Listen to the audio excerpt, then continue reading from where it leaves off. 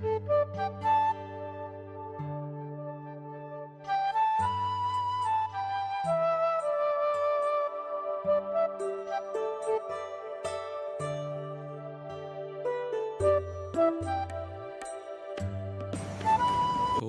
श्री गणेशाय नमः। ओम श्री सरस्वत्यै नमः।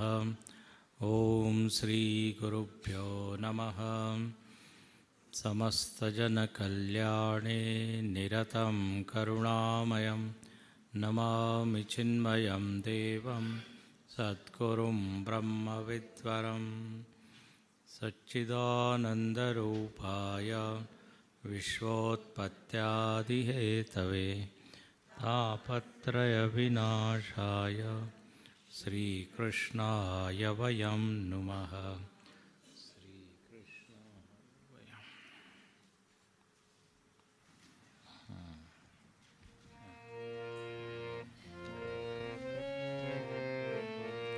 भज मन राधे गोविंदा, भज मन राधे गोविंदा, भज मन राधे गोविंदा, भज मन राधे राधे राधे राधे राधे गोविंदा, भज मन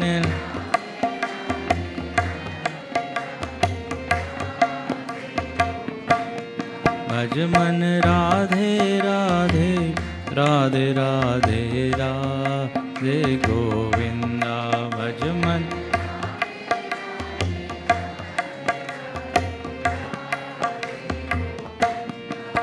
मन वृंदावन संचारी, भज मन यमुना तीर विहारी, भज मन राधे राधे राधे राधे राधे गोविंदा, भज मन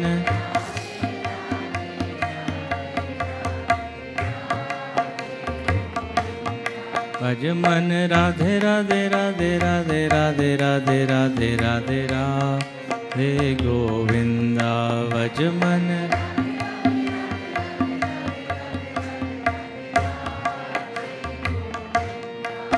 मन मुरली गान विहारी, भज मन गोवर्धन गिरिधारी,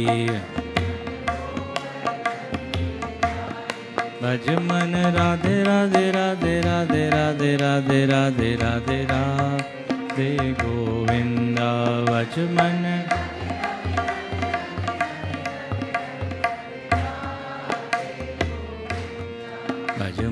राधे गोविंदा, भज मन राधे गोविंद राधे गोविंद राधे गोविंद राधे गोविंद राधे गोविंदा, भज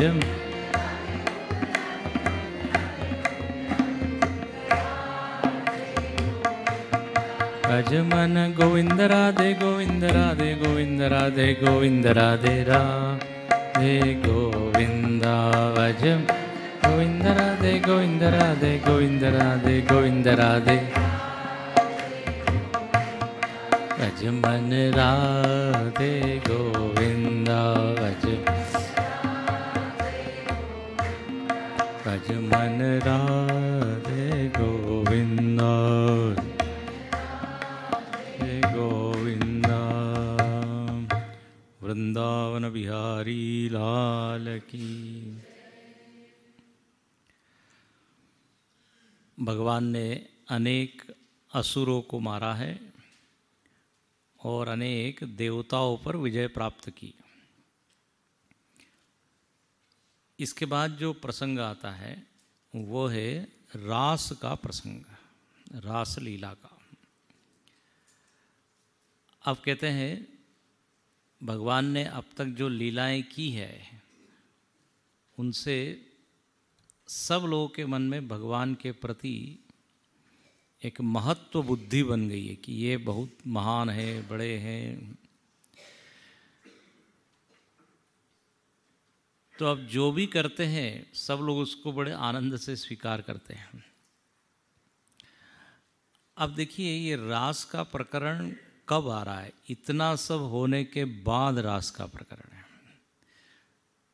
जब आसुरी वृत्तियां खत्म हो गई और सात्विक वृत्तियों का भी अभिमान नहीं है। इसको कहते हैं मन एकदम धवल है, शुद्ध है, निर्मल है, स्वच्छ है, तब ये रास का प्रसंग आता है।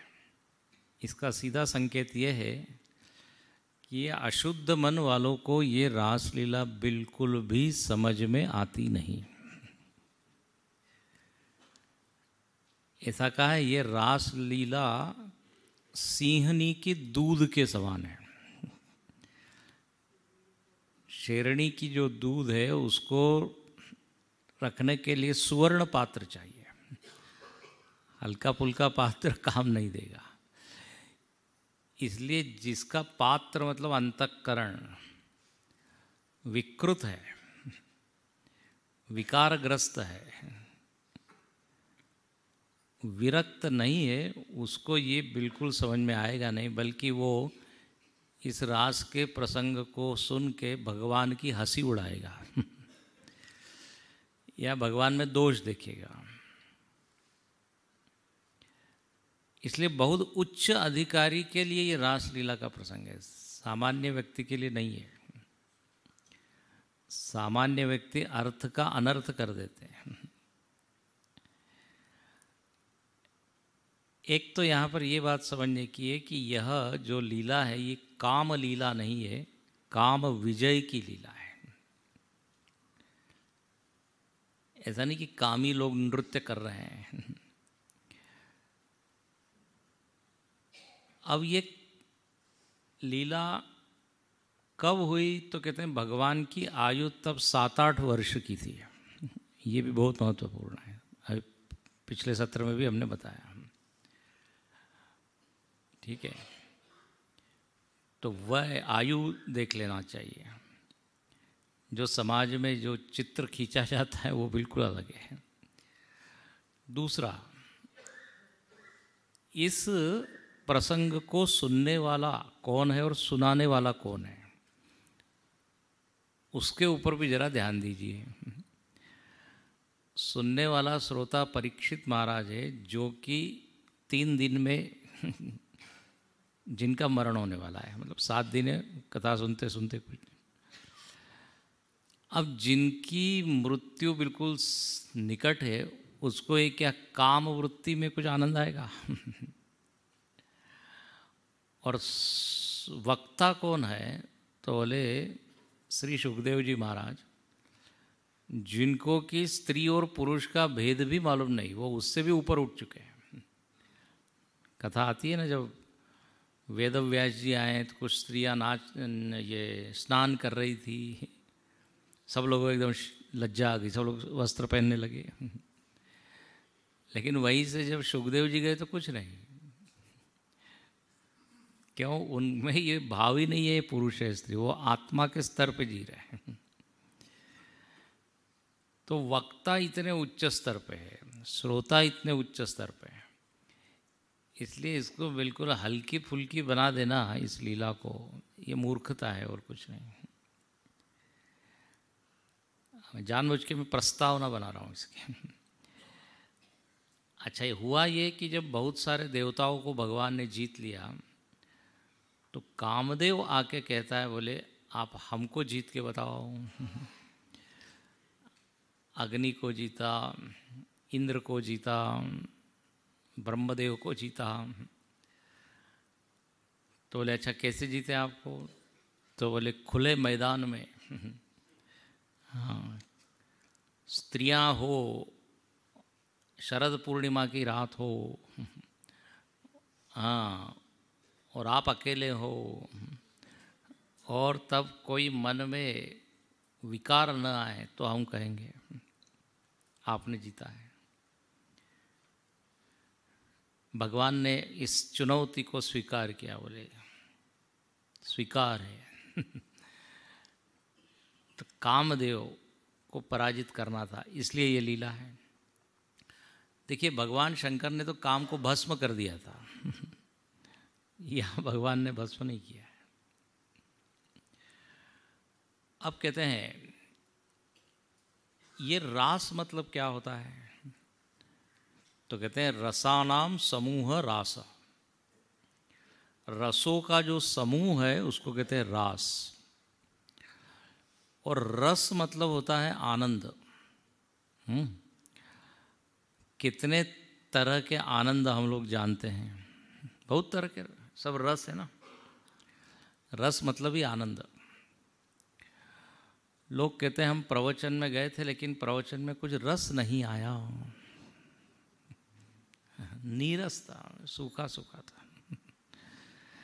तो नीरस मतलब मज़ा नहीं आया कुछ। तो रस आता है।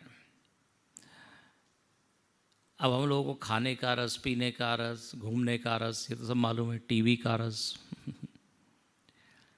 वैसे 9 प्रकार के रस बताए ना, नवरस, तो उसका तो हम आनंद लेते हैं। अब यहाँ बड़ा अच्छा कहा, रास मतलब ये जितने रस है, मतलब जितने प्रकार के आनंद है, उन सारे आनंदों को मिला दे तो कितना बड़ा आनंद होगा। उतना आनंद इस रास लीला में है। उसी को ब्रह्मानंद कह सकते हैं, अनंतानंद कह सकते हैं। छोटे छोटे छोटे, जैसे समुद्र क्या है, वहाँ सारी नदियाँ आके मिल गई, अथाह अपार, वहाँ पे क्या है, जल राशि है। ऐसे यहाँ आनंद की मात्रा। तो इसलिए ये शारीरिक आनंद नहीं है, ऐन्द्रियक आनंद नहीं है, मानसिक और बौद्धिक भी नहीं है, ये आत्मिक आनंद है। ये जानना चाहिए। तो रसानाम समूह रास, सारे रस पूंजीभूत हो गए, इकट्ठे हो गए, तो कितना होगा। अब ऐसा ये आनंद भगवान ने गोपियों को दिया। हुआ ये कि हमने पीछे प्रसंग में देखा था, हेमंत ऋतु में उन्होंने व्रत किया था, देवी को प्रसन्न किया, प्रार्थना की कि हमको कृष्ण पति के रूप में प्राप्त हुए। अब पति मतलब स्वामी, मतलब हमारे सब कुछ आप ही हो जाए, ये अर्थ है। पति मतलब केवल एक संबंधी नहीं है, पति पत्नी का वो नहीं है। तो भगवान ने कहा आप का वर्ण बड़ा श्रेष्ठ है। और उपासना में सिद्धांत है कि जैसे जो वर्ण करता है तदनुसार भगवान उत्तर देते हैं। ये यथा माम प्रपद्यन्ते तांस तथैव भजाम्याम। कोई यदि भगवान को माता के रूप में चाहता है तो भगवान वैसा व्यवहार करते हैं, पिता के रूप में चाहता है तो पिता के रूप में। अब इन्होंने तो, सारी गोपियों ने तो भगवान को सर्वस्व माना था। तो भगवान कहते ठीक है, मैं सबसे ऊंचा आनंद आप लोगों को दूंगा। इसलिए ध्यान रखना, ये जो रास लीला है ना, इसमें किसी भी पुरुष की एंट्री नहीं हुई है। नो एंट्री लिखा हुआ है वहाँ पर, केवल गोपियों के लिए। अच्छा, अब ये जो गोपियाँ हैं, कितनी गोपियाँ हैं? अब कहीं कहीं कहते हैं 88,000, इतनी गोपियाँ हैं। और ये गोपियाँ जो है, ऐसा मत समझना कि सब तरुणी है। कोई 80 साल की भी है, कोई 70 साल की भी है, कोई छोटी भी है, कोई बड़ी भी है, सभी आयु की है। कोई साधिका है, कोई नित्य सिद्धा है, कोई तपस्विनी है, कोई योगिनी है। ये उच्च स्तर की सब भक्त हैं। कहीं कहीं कहा कि पूर्व जन्म की ये सब ऋषि मुनि है। उन्होंने भगवान के सुंदर रूप को देखा, राम जी के, तो कहा कि हमको तो ऐसा लगता है हम स्त्री बन के आपको पति के रूप में चाहे। तो भगवान ने कहा नेक्स्ट बर्थ। तो वही ऋषि मुनि क्या बन गए, ये गोपिका बन गए। गोपी शब्द का अर्थ जानते हैं आप? गोभी ही इंद्रिय ही कृष्ण रसम पिबती इति गोपी। गो मतलब इंद्रियां, इंद्रियों के द्वारा जो कृष्ण रस का पान करती है उसको कहते गोपी। भगवान को ही देखना चाहती है, भगवान को ही सुनना चाहती है, भगवान को ही याद करना चाहती है। जिनमें भगवदाकार वृत्ति अखंड रूप से बनी, खंडित होती नहीं। इसलिए गोपी मतलब जैसे सामान्य स्त्रियां ऐसा नहीं समझना। तो ये लीला का देखिए ये रहस्य है। गोपिकाओं को ही यहाँ पे क्या है प्रवेश है। ऐसा कहते हैं जब ये रास हो रहा था तो भगवान शंकर जो है ना वो भी बड़े मोहित हो गए, बोले हमको भी आना है, हमको भी आना है। अब लेकिन बोर्ड देखा उन्होंने, नो एंट्री। तो कहते हैं शिव जी ने गोपी का रूप ले लिया, स्त्री का रूप ले लिया, प्रवेश कर गए। सारी गोपियां देखती है ये कोई नवीन है, न्यू एंट्री है, कौन है, क्या नाम है तुम्हारा, क्या नाम है? बोले त्रिलोचना।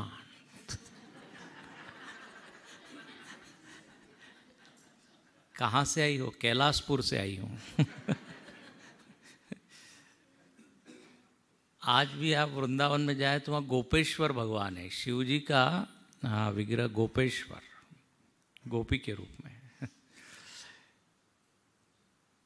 तो सबसे देखिए उच्च स्तर की जो भक्त है, साधिका है, वो सब गोपियाँ हैं। भगवान ने कहा हम आपकी इच्छा पूरी करेंगे एक्सक्लूसिवली, केवल आप ही के लिए। क्योंकि भगवान ने कहा अब आपने वर्ण किया है तो हम आपको आनंद देंगे। अब ये रास लीला का प्रसंग ये 5 अध्यायों में है। इसको कहते हैं रास पंचाध्यायी। और यहीं पर हमने रास पंचाध्यायी पर 5 दिन का प्रवचन किया था। और 5 × 3 क्लास कितनी हुई? 15 क्लास केवल रास के ऊपर। ऐसा गंभीर गहन विषय है ये। परम पूज्य स्वामी अखंडानंद जी महाराज की पुस्तक है रास पंचाध्यायी, 500 पेजेस हैं उसमें, और फिर भी 5 अध्याय पूरे नहीं हुए हैं। उन्होंने 2-3 अध्याय में वो किए। इस रास के ऊपर लोगों ने बड़े बड़े भाष्य लिखे हैं। इसलिए मैंने शुरुआत में ही कहा ये हर व्यक्ति उसका पात्र नहीं है। कम से कम मिसअंडरस्टैंडिंग, जो गलत समझ है वो तो हटा देनी चाहिए। रास पंचा, इसको पंच प्राण कहा जाता है। भागवत के 5 प्राण हैं। यदि प्राण को ही निकाल दिया जाए तो शरीर कुछ नहीं रहेगा। तो ऐसे 5 प्राण। अब कहते हैं श्री शुक उवाच भगवान पिता रात्रि शरदोत्फुल्लमल्लिका वीक्षरन्तुं मनश्चक्रे योगमायामुपाश्रितः। भगवान अपि, हम बता रहे हैं ना इसमें एक एक शब्द पे इतनी व्याख्या है। बोले आज भगवान ने भी, अपि मतलब भी, भगवान ने भी संकल्प किया कि हम गोपियों के साथ रमण करेंगे। मतलब गोपियों की तो इच्छा थी ही भगवान के साथ, लेकिन जब तक भगवान की इच्छा न हो कैसे होगा। तो बोले आज भगवान ने भी इच्छा की, उनके मन में भी ये वृत्ति आई कि अब आज गोपियों को हम आमंत्रित करते हैं। अच्छा, रात्रि का समय है, क्योंकि कामदेव ने कहा था रात्रि के समय। तो बोले कौन सी रात्रि? तो शरदोत्फुल्लमल्लिका, शरद पूर्णिमा की रात। हम लोग 2 दिन लेट हो गए। नहीं तो उस दिन भी हो सकता था।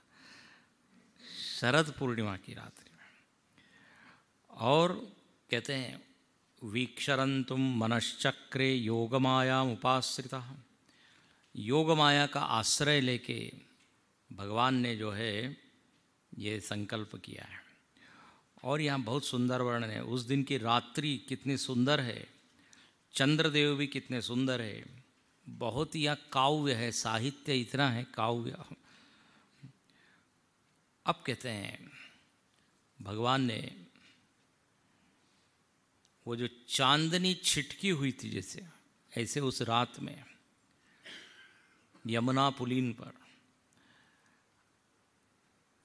रस के उद्दीपक के जितने फैक्टर से घटक है वो सब वहाँ मौजूद थे। वातावरण, हर चीज़ के लिए एक वातावरण लगता है ना, तो वातावरण बहुत सुंदर था। और भगवान ने बांसुरी में क्या एक तान छेड़ी, क्लिम क्लिम की अस्पष्ट मधुर तान छेड़ी। ये क्लिम क्या है तो बोले काम बीज है, जो कामना को बढ़ाने वाला, इच्छा हो। निशम्य गीतम तदनंगवर्धनम व्रजस्त्रिय कृष्ण गृहीत मानसा। गीतम ऐसा वो नाद है, ऐसा वो ध्वनि है जो अनंग वर्धनम, अनंग जो है वो कामदेव का नाम है। हाँ, अनंग, जिसका कोई अंग नहीं है लेकिन सब में व्याप्त है। जब शिव जी ने काम को भस्म किया तो रति आई उनकी पत्नी और कहा आप कुछ अनुग्रह कीजिए, कुछ वरदान दीजिए, आपने हमारे पति को मार दिया। बोले हमने एक शरीर में उसको मार दिया लेकिन अब वो सब में व्याप्त हो जाएगा, बिना अंग के रहेगा, अनंग। तो अनंग वर्धन मतलब काम, इच्छा को बढ़ाने वाली ऐसी वो ध्वनि थी। अब कहते हैं जैसे ही भगवान ने ये वेणुनाद किया है, सारी गोपियों के कान में वो ध्वनि गई। और जैसे हमने कहा कि ये केवल गोपियों के लिए, और किसी ने नहीं सुनी, ये व्रजांगनाओं ने सुनी, व्रज कुमारिकाओं ने सुनी, व्रज स्त्रियों ने सुनी। और इनका मन तो पहले से ही कैसा था, कृष्ण गृहीत मानसा, कृष्ण के द्वारा जिनका मन हर लिया हो। अब ध्वनि सुनी नहीं कि बोले अरे भगवान बुला रहे हैं, भगवान बुला रहे हैं। भगवान ने वेणु को क्या किया, माध्यम बनाया आमंत्रण के लिए। ये वेणु मानो कि दूती बन गई, दूत होता है ना जैसे बुलाने, वो जो है सब गोपियों के कान में हो गई। अब हुआ है कि जैसे ही वो ध्वनि सुनिए, सारी गोपी भागती है एकदम। और क्या वर्णन है, दुहंतो अभियो काशित दोहम हित्वा समुत्सुका। कुछ गोपियां दूध दूह रही थी तो वो उत्सुकतावश दूध को छोड़ के भागी। कोई चूल्हे पर दूध को गर्म कर रही थी, वैसे ही भागी। कुछ जो है लपसी हलवा जैसे होता है ना वो बना रही थी, आधा ही छोड़ के भागी। कोई जो है अपने पति को भोजन परोस रही थी, बोले ले लीजिए हम जा रहे हैं परोस ना छोड़। कोई बच्चों को दूध पिला रही थी, वो छोड़ दिया बच्चों को भी। ऐसा सर्वत्याग। गीता में भगवान ने क्या कहा, सर्वधर्मान परित्यज्य मामेकम शरणं व्रज। ये सब भगवान की शरण में भागी है। कोई गोपी जो है वो पतियों की सेवा शुश्रूषा कर रही थी वो भी छोड़ के भागी। कोई भोजन कर रही थी, आधा भोजन किया है, भागी है। कोई गोपी श्रृंगार कर रही थी, चंदन उपटन अंगराग लगा रही थी, आधा ही था, भागी। एक आँख में काजल लगा है, एक हाथ में चूड़ी पहनी, वैसे ही भागी। ओ तो पिता, पति, भाई, जाति, बंधु, उन्होंने रोकने का प्रयत्न किया लेकिन वो किसी के द्वारा भी रुकती नहीं है। ता वार्यमाणा पति भी, पितृ भी, भातृबंधु भी। वार्यमाणा, निवार्यमाणा मतलब रोकने का प्रयत्न किया लेकिन सब जो है भागी है। इसका क्या अर्थ होता है मालूम है? भगवान कहते हैं कि आप में तीव्रता हो, तत्परता हो। जैसे प्यासा व्यक्ति पानी को देख के भागता है, उसको और कुछ नहीं सूझता। एक ने बड़ा अच्छा कहा, रेलवे स्टेशन पे कोई पानी बेच रहा था तो उससे जो है वो भावताव कर रहा है, कितने में दिया है, अरे ये तो ज़्यादा है, ये तो। वो बेचने वाले ने कहा मतलब आपको कुछ प्यास लगी नहीं है जिसको प्यास लगी होती है वो ले और दे मेरे को तो ऐसी तीव्रता। यहाँ पे भगवान कह रहे हैं मेरे से मिलने के लिए आप देखो, जैसी है वैसी वो भागी। इसका अर्थ ये है कि आप जैसे हो वैसे भगवान के पास जाओ, ज़्यादा मेकअप करने की कोई ज़रूरत नहीं है। सहज। हमने कहा ना इसके ऊपर बहुत व्याख्याएं हैं। आप कहते हैं जैसे अब कोई स्वामी बुलाता है तो सेवक जो है बिना बुलाए भागता है, तो ऐसी तत्परता होनी चाहिए।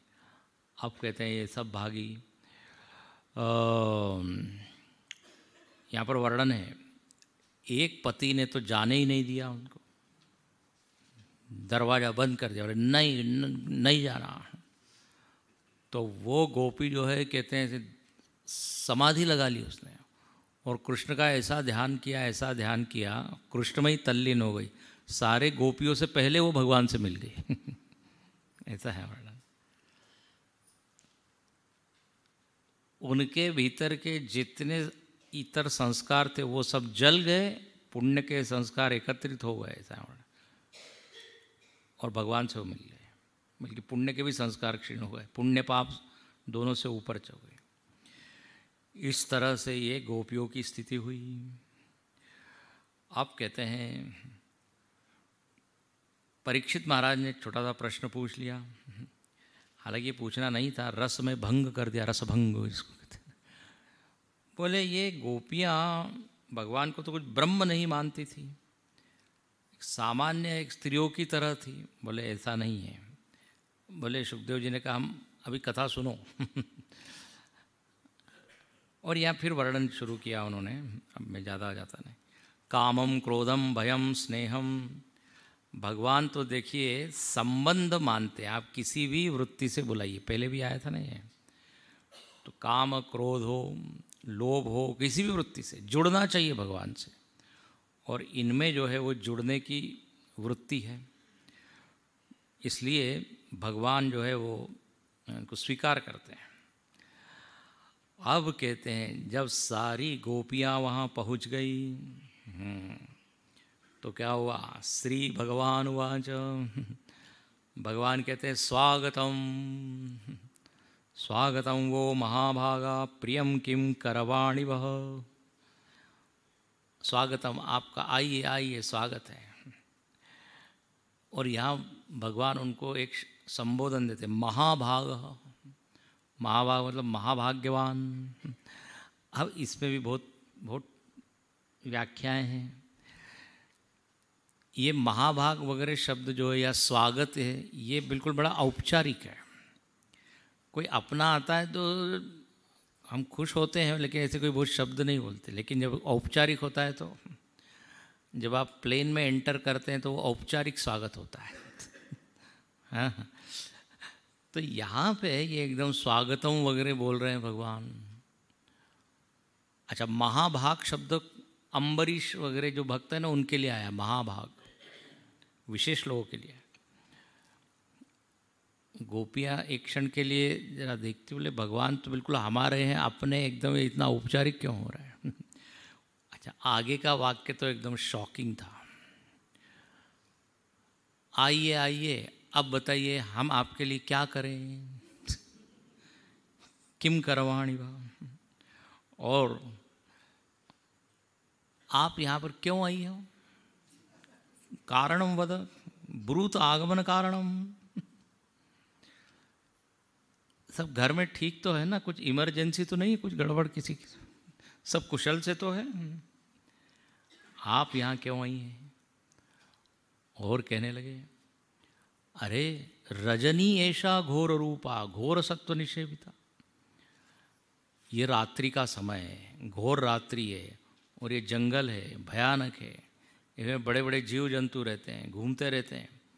ऐसे समय स्त्रियों को ऐसा अकेला यहाँ आना बिल्कुल ठीक नहीं, यहाँ रुकना भी ठीक नहीं। तुम्हारे घर के लोग क्या सोच रहे होंगे, ढूंढ रहे होंगे तुमको। मातरः पितरः पुत्रा भ्रातरः पतयश्च विचिन्वन्ति। और यदि तुम लोग इस वन को देखने आई हो तो जरा एक देख लो और वापस जाओ। ऐसा वो कहने लगे। और कहने लगे कि तद यातमा चिरम गोष्ठ शुश्रूषध्वम पतिन सती, जो सती साध्वी जो स्त्रियां पत्नियां होती है उनको तो पतियों की सेवा करनी चाहिए, हाँ, सेवा शुश्रूषा करनी चाहिए। यहाँ अकेले इस तरह से, और क्रंदंती वत्साह बाला, जिनके पुत्र इत्यादि ये बच्चे हैं वो सब रो रहे होंगे आप लोग, तो आपको वापस जाइए। गैया जो है वो आपकी राह देख रही होगी, रंभा रही होगी ना। तो ऐसा ऐसा वो भगवान कहने लगे। और कहते हैं कि तुम यदि मेरा दर्शन करने आए हो तो दर्शन तो कर लिया आपने, हो गया, हरिओम। गुरुदेव भी ऐसा कहते थे, कई लोग गुरुदेव से मिलने आते थे ना, मजाक में बोलते थे, किस लिए आए? दर्शन करने के लिए। देख लिया, हरिओम। तो भगवान ने कहा आप यदि इस कार्य के लिए आए हो तो हो गया। ऐसा जो है भगवान कहने लगे। बहुत यहाँ इतने सारे श्लोक हैं। जब ये सब सुना है तो गोपियाँ, उनका मन क्या हुआ? विषण्णा भग्न संकल्पा। उनकी जो इच्छा थी और जो संकल्प और जिस आशा और उत्साह से आया था वो सब क्या हो गया? विषण्ण, म्हणजे विषादग्रस्त हो गए, भग्न। और जो है बड़ी दुखी हो गई, बोले ये आज क्या हो गया है हमारे, हाँ, राधा रमण को इस तरह की कठोर बातें बोल रहा है। वैसे तो इनके लिए कहा था मधुरम वदनम, लेकिन आज इनका वदन बिल्कुल मधुर नहीं है। विषण्णा भग्न। और सब गोपियाँ ऐसी नीचे देखने लगी, रुआसी हो गई एकदम। भगवान ने कहा नीचे क्यों देख रही हो? नीचे तो बोले जब आप हमको चाहते ही नहीं तो फिर अब आपको देखने से क्या फ़ायदा। किसी गोपी ने कहा हमारी तो इच्छा हो रही है इस पृथ्वी में ही हम समा जाएं। देखो ऐसी ऐसी कहने लगी। और उर दुख भरा स्मतूष्णिम, कुछ गोपी तो एकदम बोल ही नहीं पाई, मौन हो गई, चुप हो गई। होते हैं जब हमको दुख होता है तो कुछ शब्द निकलते नहीं। अब ऐसी वो सारी गोपियाँ रुआसी हो गई। और गोपियाँ कहती है, यह बहुत सुंदर सुंदर श्लोक है कि मैवम विभो अर्हति भवान गदितुम नृशंस। बोले आपको इस तरह से निष्ठुरता भरे वचन नहीं कहने चाहिए। हम सब कुछ छोड़कर आपके लिए आइए, आपके चरणों में हमारा प्रेम है, आप हमारा त्याग मत कीजिए। मा त्यज अस्मान, हमको आप स्वीकार कीजिए, जैसे आप मुमुक्षु जनों को स्वीकार करते हैं, जिनको मोक्ष चाहिए, ऐसे ही प्रेमी जनों को आप स्वीकार करते हैं। तो आपके अलावा तो हमारा कोई आश्रय नहीं, आधार नहीं, प्रिय नहीं, आप हमारा त्याग मत कीजिए। और आप हमको कह रहे हैं, पत्नी धर्म सिखा रहे हैं कि पत्नी को पति की सेवा करनी चाहिए, पति को क्या परमेश्वर मानना चाहिए। लेकिन हम जब साक्षात परमेश्वर यहाँ हो, हाँ, तो फिर हम क्यों ना उसकी सेवा करें। जैसे कोई मूर्ति की पूजा कर रहा है और यदि साक्षात भगवान आ जाए तो फिर तो उनकी करना चाहिए ना। यहाँ बहुत सब समझाती है, बोलती है। किसी का पति बाहर गया हुआ है तो जब तक वो बाहर गया हुआ है उस पत्नी ने मिट्टी क्या उसका क्या एक मूर्ति बनाई और उसकी पूजा कर रही है।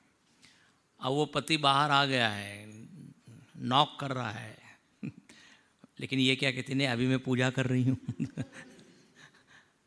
अब जब साक्षात जी परमेश्वर मतलब ये पति है तो फिर क्यों। तो ऐसा वो कहते हैं आप हमको ये सब धर्म की बातें सुना रही हैं, हम जानते हैं धर्म क्या है। और बड़े बड़े अच्छे संबोधन देती है, कमल नयनन, कमल नयन।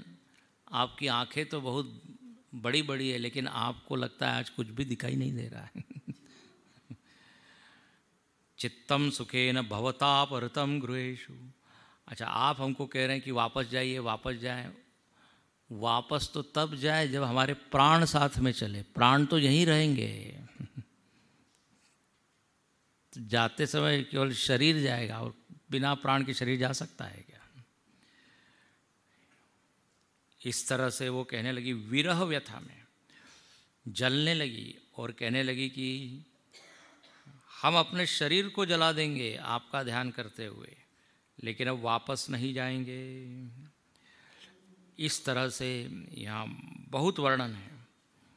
कहते हैं कि जब भगवान ने देखा कि गोपियाँ जो है किसी भी हालत में वापस नहीं जाएगी, तो भगवान ने कहा चलो, हाँ आपकी हम क्या इच्छा पूरी करते हैं। जब बिल्कुल सारी गोपियाँ मौन हो गई, बहुत ज़्यादा रोने लगी, देखिए उनकी स्थिति, भगवान ने कहा ठीक है। और यहाँ लिखते हैं, इति विक्लिवितं तासां श्रुत्वा योगेश्वरेश्वरः गोपीरात्मा रामः अपि अरिरमत्। जो आत्माराम भगवान है, स्वयं में रमने वाले, वो गोपियों के साथ क्या करते हैं, रमण करते हैं। और अब वहाँ पे कहते हैं कि था वृत्त बनाए सर्कल, और उसमें सारी गोपियाँ खड़ी हो गई, भगवान भी उनमें शामिल हो गए।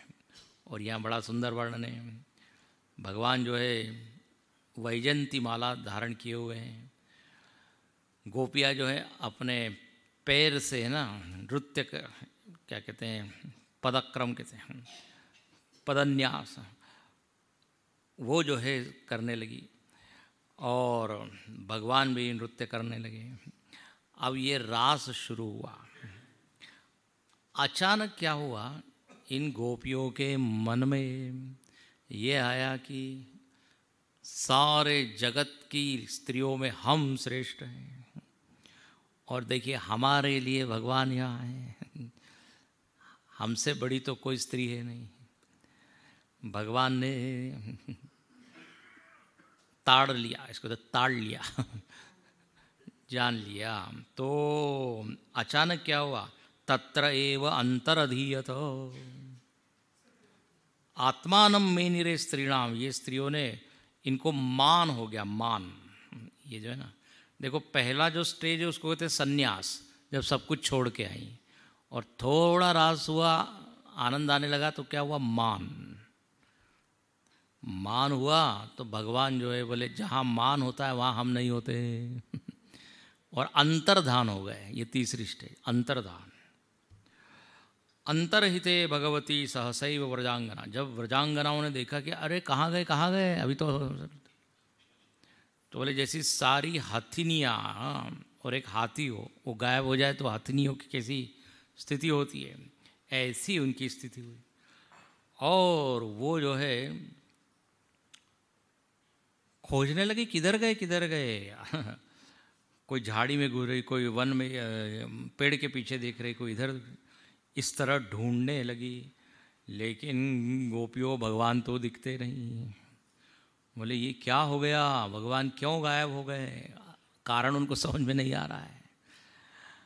अब यहाँ पर कहते हैं गोपियों की क्या दशा हुई, भगवान के बिना वो रह नहीं पा रही है, तो जितने वहाँ पेड़ पौधे सबसे पूछ रही है, हे पीपल तुमने देखा क्या, हे पाकर, हे बरगद, हे आम्रवृक्ष। फिर तुलसी से पूछती है, वहाँ तुलसी के पौधे, अरे तुमसे तो बहुत प्यार करते हैं भगवान, तुमको मालूम होगा भगवान कहाँ गए, किस दिशा में गए। फिर वहाँ कुछ हरिणी थी, हरिणियाँ, उनसे पूछे तुमने देखा क्या, तुम तो यहाँ रोज आती हो, भगवान को देखती हो, मालूम होगा तुमको रोज किधर जाते हैं। फिर और भी जितने भी वहाँ मोर इत्यादि पशु, सबसे वो पूछती है, लताओं से पूछती है, लेकिन जो है भगवान का कुछ पता ही नहीं। अब देखिए ये गोपियाँ कैसी है, तो यहाँ वर्णन है कि गोपियों ने क्या किया, भगवान ने जो जो लीला की थी ना, उस लीलाओं में अपना मन रमा दिया। आश्चर्य है। अर्थ क्या है, भगवान को छोड़ना नहीं चाहती, भगवान ने छोड़ दिया, लेकिन भगवान की जितनी लीलाएं हैं उसका स्मरण करके आपस में भगवान की लीला करती है। यहाँ बड़ा अच्छा होना, कोई पूतना बन गई और एक दूसरी गोपी क्या वो बन गई कन्हैया, फिर एक शक्टासुर बन गई, छकड़ा बन गई, एक फिर कृष्ण बन गई। आपस में कोई जो है वो तृणावर्त बन गई, इसी गोल गोल घूमने लगी, बोले ये कौन है, तृणावर्त आया है। तो कोई शक्टासुर, तो कोई अघासुर, तो कोई। इससे बात समझ में क्या आती है, बोले ठीक है आपने छोड़ दिया लेकिन हम आपको नहीं छोड़ेंगे। गोपियाँ जो है इस तरह से अपने मन को भगवान से विलग नहीं करती, इसलिए वो हम लोग एक भजन भी गाते हैं कि प्यासा ये अनुरागी मन। हाँ देखो 2 लाइन गा देते हैं। प्यासा ये अनुरागी मन शाम के दरस बिन, प्यासा ये अनुरागी मन शाम के दरस बिन, शाम के दरस बिन, घन शाम के दरस बिन, प्यासा ये अनुरागी मन शाम के दरस बिन। धरती ढूंढू सागर ढूंढू, ढूंढू मैं गगन में, संतों की वाणी ने बोला गाना तो सकल में, प्यासा ये अनुरागी मन शाम के दरस बिन। पल पल पलक उसकी बसे कण कण में, धड़के मेरी सांसों में वह दिल धड़कन में, प्यासा ये अनुरागी मन शाम के दरस बिन। काशी घूमी मथुरा में, घूमी वृंदावन में, भक्तों की नजर में तो कान्हा ही घर घर में, प्यासा ये अनुरागी मन शाम के दरस बिन, शाम के दरस बिन, घन शाम के दरस बिन, प्यासा ये अनुरागी मन शाम के दरस बिन। जो यहाँ वर्णन है ऐसा ही यहाँ पर गोपियों की स्थिति है।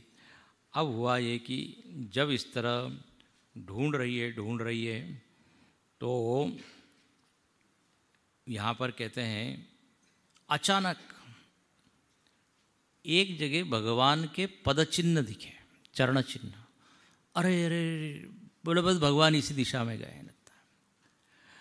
अच्छा लेकिन थोड़ा ध्यान से देखा तो एक और चरण चिन्ह, एक जोड़ी और है। हाँ मतलब 2 लोग हैं। पदानि व्यक्तमेतानि, सब गोपी अरे आइए आइए आइए। भगवान के चरण नहीं मिले तो कम से कम चरण चिन्ह तो मिले। तो चरण चिन्हों के पीछे चले तो चरण मिल जाएंगे। और एक ने कहा कि भगवान के यदि चरण आपको चाहिए तो पहले आप अपना आचरण ठीक कीजिए। तो गोपियाँ वहाँ खुश होती बोले, लेकिन उनके मन में ये प्रश्न है कि ये दूसरा कौन है। अब तर्क वितर्क करने लगी और सारी गोपियाँ कहने लगी जरूर कोई स्पेशल गोपी होगी विशेष, उनके साथ भगवान गए। हम लोगों से ज़्यादा कोई श्रेष्ठ भक्त होगी। तो कहते हैं सब लोगों ने अनुमान लगाया, बोले तो राधा जी ही होगी। अब लेकिन ऐसा है भागवत जी में तो एक भी गोपी का नाम नहीं है। दूसरे पुराणों में है ललिता और विशाखा और लेखा और बहुत सारी गोपियों के नाम हैं, स्कंद पुराण इत्यादि में। यहाँ नहीं है, राधा जी का भी नाम नहीं है। ऐसा कहते हैं सुखदेव जी राधा शब्द सुन के वो समाधि में चले जाते थे, क्योंकि राधा जी की भक्ति वो जानते थे। तो सुखदेव जी ने राधा शब्द का उच्चारण ही नहीं किया। यदि मैं बोले उच्चारण करूँगा तो फिर कथा होगी नहीं पूरी। लेकिन हुआ ये कि यहाँ पे ऐसे इनडायरेक्टली, अप्रत्यक्ष रूप से उन्होंने राधा जी का नाम बोल दिया है। बोले ये जो गोपी है जो भगवान के साथ है, कोई होगी, वो कौन है? अनया राधितो नूनम। राधितम में राधा आ गया, कोई राधिका आराधिका होगी, विशेष आराधना करने वाली होगी, वही गई है। हाँ, और यन्नो विहाय गोविंद प्रियो वामनेन्द्र, कोई आराधिका होगी और इसके ऊपर प्रसन्न होकर भगवान ने हमको तो छोड़ दिया और इनके साथ एकांत में चले गए। अब हुआ ये, बोले ठीक है आगे चलते हैं। अब ये जो राधा जी है या जो भी गोपी है, अब चलो राधा जी है, अब राधा जी को क्या हुआ, थोड़ा मान आ गया और उन्होंने कहा देखो सारी गोपियों में मैं कौन हूँ, मैं श्रेष्ठ हूँ। और वो कहती है मुझको जरा कंधे पे आप उठा लीजिए अच्छा, उसके पहले और कुछ बहुत सारा वर्णन है। वो गोपियाँ जो है बहुत ध्यान से देख रहे हैं ये चरण चिन्ह किधर जा रहे हैं। तो कुछ कुछ जो चिन्ह थे ना चरण, वो ऐसे अंदर जमीन में ज़्यादा धसे हुए थे। बोले यहाँ जरूर भगवान ने इसको उठाया होगा फिर कहते हैं यहाँ पे इधर चिन्ह दिख रहे हैं, इधर चिन्ह दिख रहा है, मतलब भगवान ने उछल उछल के कुछ फूल वगैरह तोड़े होंगे। ये माता जी लोगों का बड़ा चलता है दिमाग तो सब विचार करती है। अब इधर जो है राधा जी को थोड़ा सा हुआ तो भगवान ने कहा वही दोष आप में आ गया है।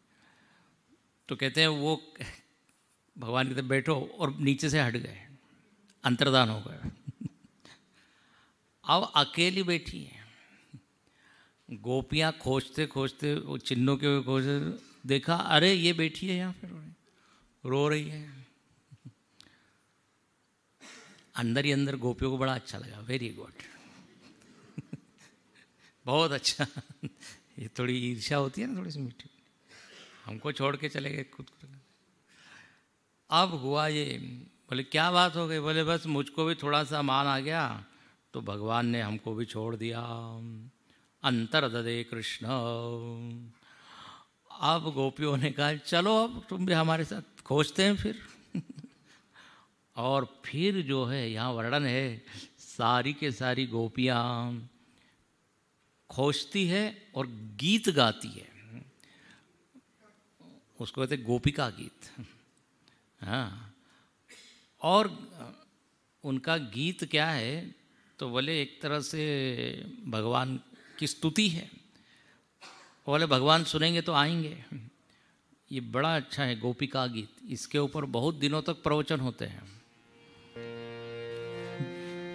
जयति तेधिकं जन्मना व्रज श्रयत इंदिरा शश्वदत्रहि दयितदृश्यतां दीक्षुतावकां त्वयि धृतासव त्वां विचिन्वते शरदुदाशये साधुजातस सरसिजोदर श्रीमुषादृशाम्। अब बहुत सारे हैं। सब लोग सारी गोपियाँ कहने लगी कि देखो आप जब से यहाँ पर आए हैं इस व्रज की महिमा बढ़ गई है। वैकुंठ से लक्ष्मी जी अपना वैकुंठ छोड़ के यहाँ पर आई हैं और आप इतने सुंदर हैं, सबको शरण देने वाले हैं। हम आपको ढूंढ रहे हैं, हमने तन मन सब आपके लिए समर्पित किया हुआ है। आप कहाँ हो? आपने हमको सारे दुखों से कष्टों से बचाया है। यहाँ सारी लीलाओं का वर्णन करती है। विष जलाप्ययात व्याल राक्षसात, यमुना जी में जब काली आ गया था तब आप ही ने बचाया। उसके बाद जब इंद्र ने वर्षा की तब आप ही ने बचाया। दावानल में आप ही ने बचाया, जितने असुर आए आप ही ने मारा। न खल गोपिका नंदनो भवान अखिल देहि नाम अंतरात्म दृक्। आप केवल गोपिका नंदन नहीं है, आप अंतरात्मा है सबकी। आप जो है ब्रह्मा जी की विनंती पर ये अवतार लेकर यहाँ पर लीला कर रहे हैं। आप जल्दी आइए, जल्दी आइए, आप कहाँ गए हैं, क्यों गए हैं। ऐसी बहुत व्याकुल होके वो ये इस गीत को गाती है। एक से एक सुंदर श्लोक है। तव कथामृतम तप्त जीवनम है, बड़ा प्रसिद्ध श्लोक। बोले आपकी कथा ऐसी है, किसी का अंतःकरण यदि तपा हुआ हो, जल रहा हो, तप्त हो तो शांत हो जाता है। श्रवण मंगलम श्रीमदादतम, श्रवण मात्र से मंगल होता है। फिर वो सब कहती है, एक दिन था जब आप हमको बड़े प्रेम भरी चितवन से देखते थे और हम आनंद में मगन हो जाते थे, एक नज़र से हम तृप्त हो जाते थे। आप कहाँ चले गए। आप जब गायों को चराने जाते थे, हम सायंकाल का इंतज़ार करते थे, टकटकी लगाए आप उस जंगल की ओर, कब आप आ रहे हैं। तब ब्रह्मा जी को भी हम थोड़ी निंदा करते थे जब आपका दर्शन होता था, लेकिन पलक हमारी गिरती थी। तो ऐसा ऐसा वो सब कहने लगी और कहते हैं अटति यद भवान अन्निकाननम, है ना, ये सब। इति गोप्य प्रगायंत प्रलपंतश्च चित्रधा रुरुदुस्वरम राजन कृष्ण दर्शन लालसा। सुखदेव जी सुनाते, राजा परीक्षित, वो सारी गोपियाँ रोने लगी, विह्वल हो गई, आंसू से उनकी आंखें भर गई, अश्रुधार बने। और यहाँ देखो क्या शब्द लिखा, रुरुदु। रुरुदु मतलब रो रही है लेकिन एक शब्द डाला है सुस्वरम, स्वर में रो रही है। स्वर में कैसे रोएंगे तो इसका अर्थ ऐसा कहा कि यदि आप भगवान के लिए रो रहे हैं तो वो भी सुरीला है, और दुनिया के लिए कितने ही मीठे स्वर में गाएं तो वो। कृष्ण दर्शन लालसा, इनकी आंखें तो बस प्यासी है, लालसा है। कृष्ण कब आ रहे हैं, कब आएंगे, कहाँ हैं, किधर है, जल्दी आइए। भगवान ने देखा कि अब तो ये हमारे बिना रह नहीं सकती, तो यहाँ वर्णन है तासाम आविर्भूत छौरी। भगवान वहाँ पे प्रकट हो गए। बोलिए वृंदावन बिहारी लाल। और कैसे प्रकट हुए, पीताम्बरधर स्रग्वी साक्षान मन्मथ। मन्मथ, मन्मथ नाम है कामदेव का, जो मन को मथित कर दे। तो बोले ये ऐसा रूप है कि कामदेव के मन को भी जो मथित कर दे। करोड़ों करोड़ों कामदेव की सुंदरता इनमें दिख रही है। कंदर्प कोटि अमित छवि, हम बोलते हैं ना श्री रामचंद्र, ऐसे भगवान सुंदराति सुंदर, अतिशय सुंदर रूप में वहाँ प्रकट हो गए। और जैसे ही भगवान का दर्शन सारी गोपियों ने कहा, सबके शरीर में प्राण आ गए मानो कि। और जो है भगवान कहते हैं चलिए अब आपकी हम इच्छा पूरी करते हैं। अब कोई कहेगा ये भगवान ऐसे बीच में अंतर्धान क्यों हो जाते हैं, फिर आते हैं क्यों। पहले जो सारे वाक्य कहे बड़े कठोर वाक्य, तो बोले देखिए ऐसा है, अपने पास कोई कीमती चीज़ हो, वो खो जाए और खोने के बाद फिर मिल जाए तो ज़्यादा आनंद होता है कि नहीं। वो जो तीव्रता प्रेम की आनंद की ओर बढ़ जाती है, इसलिए भगवान ने ये सब लीला की है। और परीक्षा भी की है कि कितना प्रेम है। यदि भगवान ये कह रहे कि जाओ जाओ सब वापस चले जाओ, और ये सब चली जाती, इसका मतलब प्रेम नहीं था। ये तो हर उनके लीला के पीछे कुछ न कुछ क्या है, कारण है। अब भगवान ने देखा कि ये परीक्षा में तो पास हो गई, अब इनको ज़्यादा कष्ट नहीं देना चाहिए।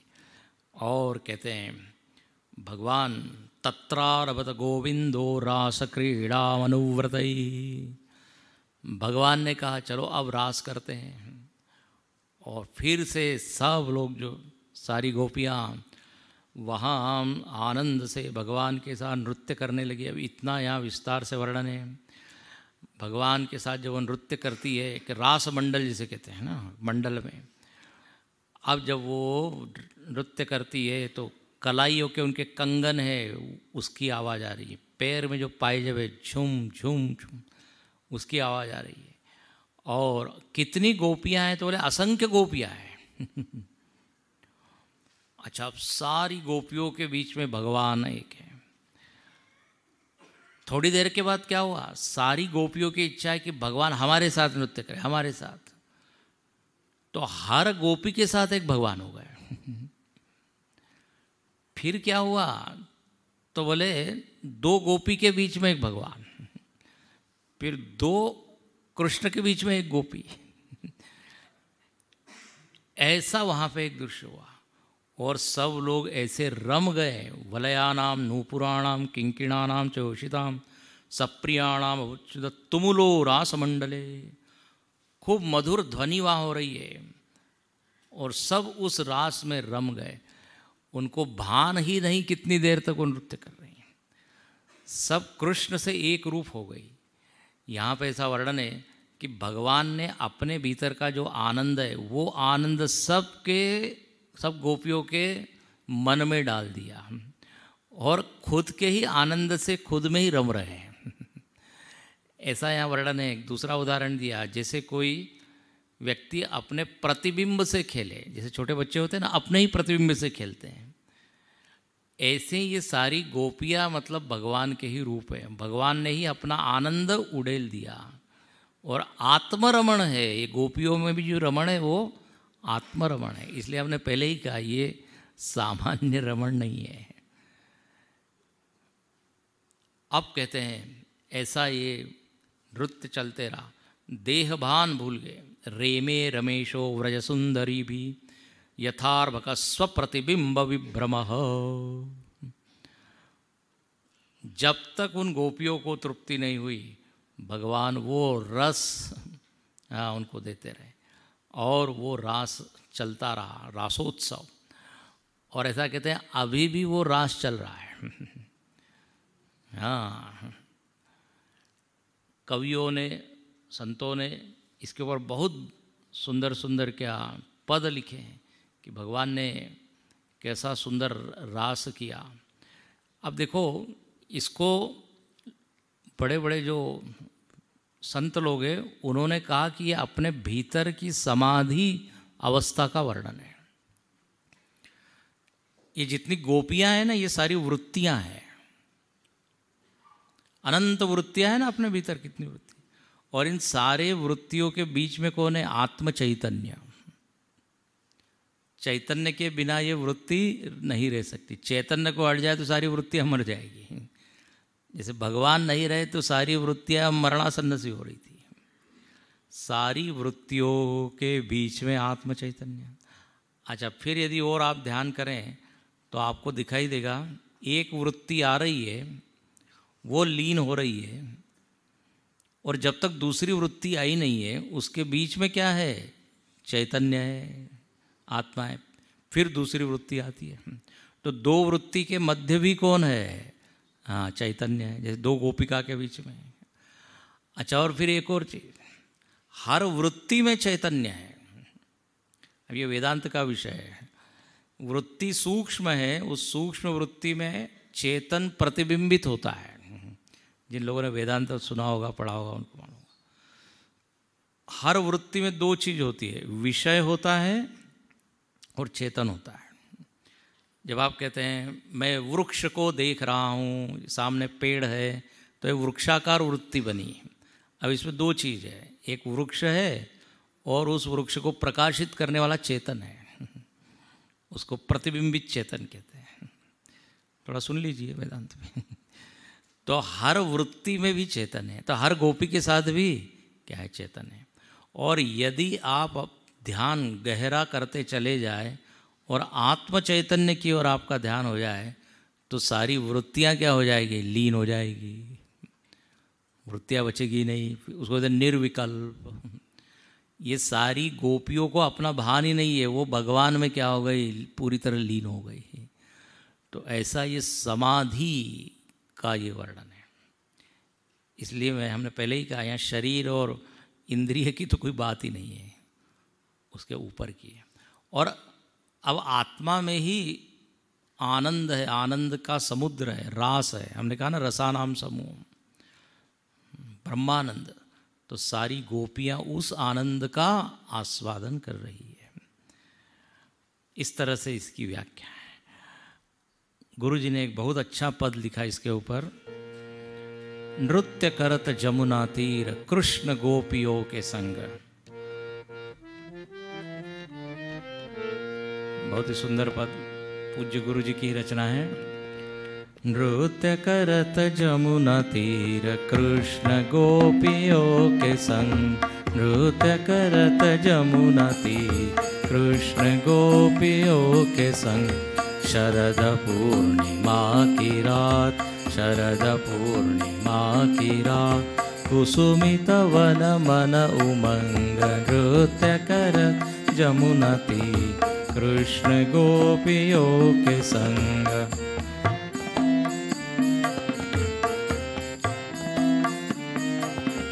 मधुर मधुर मुरलितान छेड़त बिच भरत रंग। मधुर मधुर मुरलितान छेड़त बिच भरत रंग। हर्षिताति गोपिया, हर्षिताति गोपिया, परिपूर्ण मन अनंग। नृत्य कर जमुना तीर कृष्ण गोपियों के संग।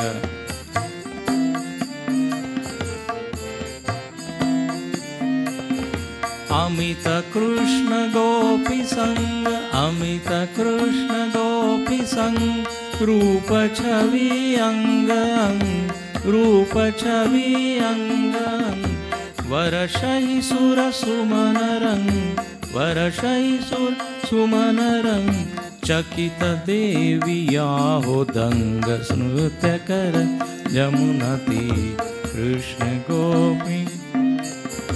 गर्वित मन कामदेव, गर्वित मन कामदेव। लज्जित अति देखणं, लज्जित अति देखणं। किसके संग क्या ही सोच, छेड़ा यह बारी जंग। नृत्य कर जमुना तीर कृष्ण गोपियों के संग। परिपूर्ण काम कृष्ण, परिपूर्ण काम कृष्ण। उनका यह रास रंग, उनका यह रास रंग।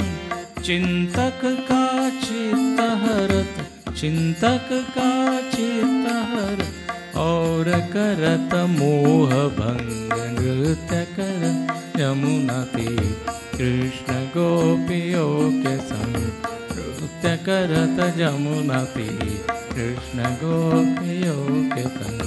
नृत्य करत, नृत्य करत, नृत्य करत जमुना तीर कृष्ण गोपियों के संग।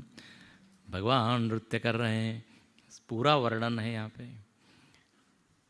गोपियाँ हर्षित है, सबका मन पूर्ण है। ऊपर से अप्सराएं गंधर्व पुष्पवृष्टि करते हैं। वो कामदेव बहुत लज्जित हो रहा है, बोले हम हार गए। हाँ, हार गए। ये तो परिपूर्ण, भगवान तो कैसे हैं, पूर्ण है।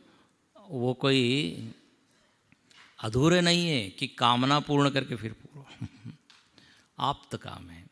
इस तरह यहाँ पे ये रासोत्सव या रास लीला का प्रसंग होता है। जैसे हमने कहा, इसके ऊपर विस्तार से खूब कथा है। और कहते हैं जो इस रास लीला के प्रसंग को सुनता है उसका हृदय रोग दूर हो जाता है, ऐसा लिखा है यहाँ फलश्रुति।